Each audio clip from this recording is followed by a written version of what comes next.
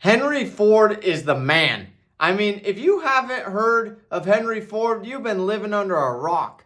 I mean, everybody knows about Ford. Sure, you might say, "Oh yeah, Ford today, it's a piece of whatever. Oh, I like Ford, I don't like Ford." I'm not talking about Ford today. I'm talking about the man, the myth, the legend, Henry Ford. And what is so cool about living in today's time period is that we have access to these people's knowledge.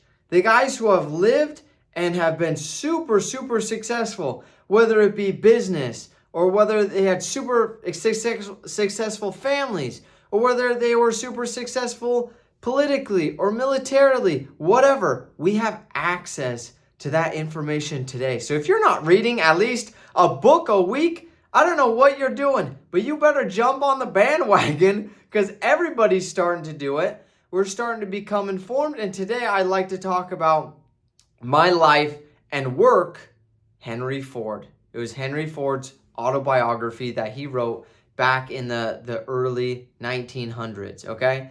Now I have four main takeaways from this book. First of all, if you get a ton of value out of this, please give this a like. I'd love to hear your comments of what you think. If you've read the book, I'd love to hear what you think. And if you haven't, then say, "I'm going to read this book because it sounds freaking amazing." Four main takeaways. Number one is high volume, low profit.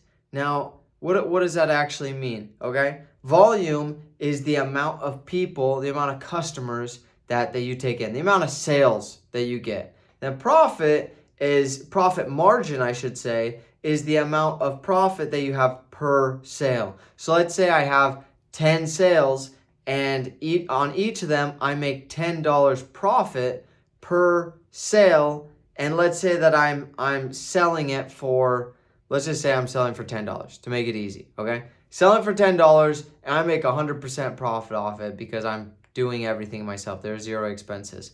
Well, that would be 100% profit margin on 10 sales. How much total profit do I have? I have $100, okay?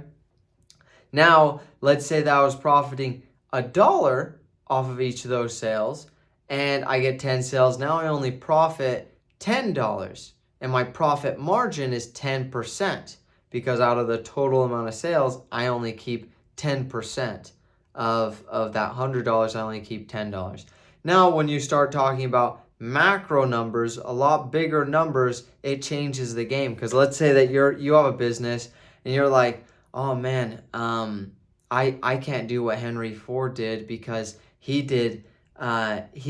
kept on lowering and lowering and lowering his price." And that's exactly what he did. He started out 1903, came out with the Model A. He's like, "Hey, let's sell it for $2,000, okay?" And he went and sold 50 of them. Then the next year, "Yeah, let's actually sell those for $1,500. And people are like, "Wait, what? Why would we lower the price? Why wouldn't we increase the price because we actually got better?" He's like, "No, let's lower the price." And they went and sold 100 of them. So he sold double. And then they lowered the price again, sold even more. Lowered the price again, sold even more. And it kept on going on and on. For years, year after year after year, they would lower the price until it came about, I think it was $200 or $150 that they were selling these brand new cars, but they were selling 10,000, 20,000, tons of thousands of cars every year. And for his business, at first I was like, that sounds like a crappy business model. Like, no disrespect to you, Henry Ford, but why wouldn't you keep the same price and still sell as many? And he explains in the book, in his own words, that's what I love about an autobiography, is that it's himself who's writing this book, okay? It might have been a ghostwriter, but who cares? It was still his thoughts. It wasn't a biography about him. And he said that he was creating a car for the masses so that everyone could have one. And his idea was, okay, let's say that we make $100 profit on each sale. Let's just say if we sell 100 of them, we're only going to make $10,000 profit. But if we sell 100,000 of them, well, then we're going to make what is that? two more, we're going to make $10 million on selling 100,000 of these. And back in that time's money, it's like literally 100 times more than what it's worth today. Okay, so when you're looking at numbers back in the past, it's way more. It's about 100 times more in the early 1900s than what our money is worth today. If you look at 20 years ago, it's about 10 times more than what it is worth today. Okay, so if you're saying, oh, this guy made $1,000 back in 1900, it's really like $100,000. And really, when people say, oh, the American dream is to become a millionaire, they were really talking about 100 millionaire. Okay, didn't mean to get sidetracked, but I wanted to just explain that quick side note. So this guy, high volume, low profit margins, and to me, I'm like, that doesn't sound that attractive of a business. But if you make your business for the masses, then that is a very good business model. And the thing about business models is there are a lot of different types of business models. That's one of them, for the masses. And if you want to be like the Ford Motor Company, Walmart, Amazon, Steel, Standard Oil, U.S. Steel, lots of those, Best Buy, lots of those companies, they all operate on high volume, low profit margins. Takeaway number 2. Do you know how many models there were before the Model T? You know how Elon Musk, he comes out with the Model S, and then the Model E, and then the Model X, and the Model Y. He's just like random letters kind of. Well, Henry Ford started out with the Model A, and then he went to the Model B, and then he went to the Model, I think he jumped a couple of letters, but there were 8 models before the Model T. Okay? 8 models. He had to go year after year after year of making these new cars. And it's just little traction, little traction, little traction. And then boom, Model T comes out and then it explodes. Everybody wants the Model T, right? And tons of people loved it. My question to you is, how many years have you been pushing for your Model T?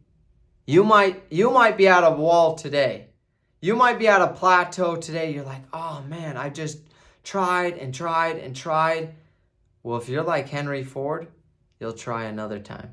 And you'll try another time. And you'll try maybe one more time. And then boom, there's a big explosion. And that's how it always happens. You read any of these books talking about these guys, everybody talks about how they're an overnight success. But that's not how it works. They put in the work, and then boom, they have a huge explosion, and everybody says, oh, Henry Ford, he's a genius. No, he is a genius. But even more than that, he's persistent and he's dedicated. Lesson number 3, takeaway number 3 that I got. If you want change, be the change. There's a scene in the movie Evan Almighty, if you've seen it. And Morgan Freeman is playing God, and Steve Carell is called to like build an ark in modern days, and everybody's like joking with him, and everybody's calling him names and stuff. And his wife is she's at this restaurant, and the waiter comes up, who's Morgan Freeman, who's playing God, but she doesn't know that. And he starts talking with her, and she's like, oh man, I just am struggling with this, and I don't know what to do with my husband. And he says this famous line that I actually have in my house, up on my wall. It's one of our family quotes, and he says this. He says, if you want a miracle, be the miracle. Don't wait for other people to come and do what you could do. If you want change, be the change. Don't wait for other people. And that's exactly what Henry Ford did. How many luxuries are there today? Cars were a luxury. People didn't think, there were tons of quotes he gives in the book of people in articles and news articles saying, oh, cars will never be anything, and it's just a luxury for the rich, and horses will never be overtaken. And Henry Ford thought, how could I change that? How could I be the change that I want to see. And he went out and made it happen. How many luxuries are there today that we're like, oh, that's just for the rich. Only the rich can have that because it's so expensive. But how many of those luxuries today in 10, 20, 30 years from now are going to become commodities because another Henry Ford will come up and say, you know what, I think I can make that for the masses. I think I can help tons of people have this luxury that is a luxury today become a commodity. And my question is, why not you? Why not you and I? Why not us? Why don't we be the change that we want to see? Lesson number 4, this is a tough one. This is a really tough one. Because from my analysis, Henry Ford didn't figure this out, or he figured it out too late. And the lesson is, stick to it, but not too long. What do I mean by that? There's a famous quote that Henry Ford supposedly said or didn't say, but in the book he makes it very clear that this is what he believes, is that the quote goes, any customer can have a car painted in any color he would like, so long as it is black. And whether he actually said that or not, I think is irrelevant, because he really believed that. And you can please read the book and see for yourself.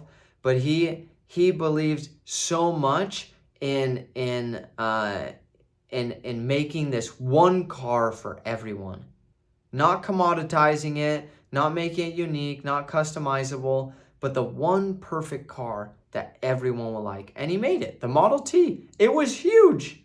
And it was made the exact same way, the exact same for everyone. And it was huge year after year after year after year. But people go in cycles on things. And we can get more into that if you read the book Blue Ocean Strategy. It goes a lot more into that. But the cycle is usually people buy for logical reasons, and then when they get tired of that, then they buy for emotional reasons. And then when they get tired of that, then they buy for logical reasons again, and then emotional, and then logical, and just keeps on repeating over and over again. Well, that in the book Blue Ocean Strategy, it goes over that, like over 150 years in many different industries, talks about that evolution of why people buy. Well, people bought cars for logical reasons, thinking it's cheap, it's expensive, it gets me from point A to point B, it's this, and it's just logical, okay? Well, it worked until people start saying, you know what, this Model T, it does get me from point A to point B, but I wish I had something a little more fancy. I wish I had something that got my neighbor's attention. I wish that something was more emotional about it. It got my emotions.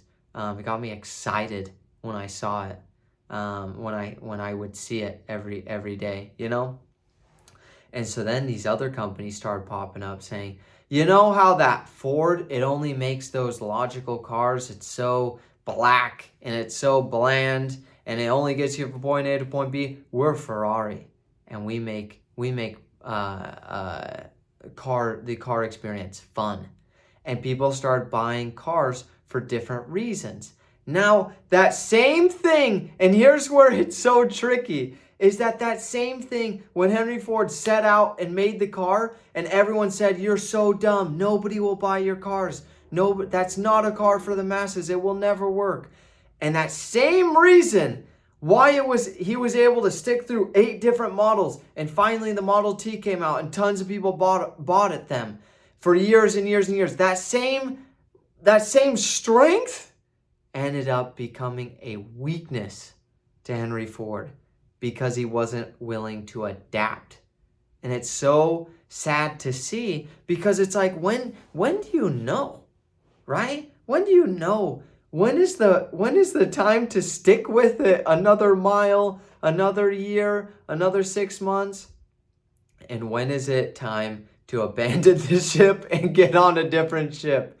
When is that time? That's a tricky one. And I spent many, many hours trying to think of when is the time, give and pull. And the solution that I've come up with after listening to Henry Ford and reading this book is, it's so easy to be a Monday night quarterback and look back on Sunday night football games and say, oh man, they should have changed this, they should have changed this. But it's a lot harder when you're in the moment. And so what do you do when you're in the moment? The solution I've come up with is do it like Google. Have you heard of what Google does? They have every single employee takes, I think it's either 10 or 20% of their total time that they have as an employee, and they're supposed to work on a new project. And so they take, I think it's one day out of the week that they just take and drop everything else they're doing, and they just work on whatever they think will be a good idea, whatever they want to work on. And that's how Gmail started. That's how I think they bought YouTube, but a lot of these other big ideas that Google has had, the AI program, a lot of these different things from Google have come from their individual employees making it creatively, and then people starting to jump on, customers starting to say, I like that, I like that, I like that. And so what I would recommend is, when is the right time to pivot? You always have to be experimenting. Don't go away from your bread and butter too soon, okay? Because that was his bread and butter, is Model Ts, Logic. But what he could have done is started another branch over here and put somebody else in charge of it and said, you just come up with new ideas and start testing them out in the market and see if any of them catch. And then when one of these ideas catches, then we can blow it up. Because what ended up happening, it was really sad that they were making so many Model Ts, but then people stopped buying them, and then they had to close down the warehouse. I believe it was for 2 years that they didn't make any new cars because they had to revamp the entire system. And by that time, they were way behind their competitors on making new cars that people wanted. But if they had that freedom over here to make the new cars and test out new things and just test it into the market and see if any of them stuck, then they wouldn't have been behind in the market. And those are the 4 lessons that I took away from this book. Highly recommend reading My Life and Work by Henry Ford. Very, very highly recommended. Please, if you've read the book, I'd love to hear what you thought of the book and takeaways that you got. If you haven't, please write down below, I'm going to read this book, and I'd love for you to come back and leave a comment on what you thought. Till next time.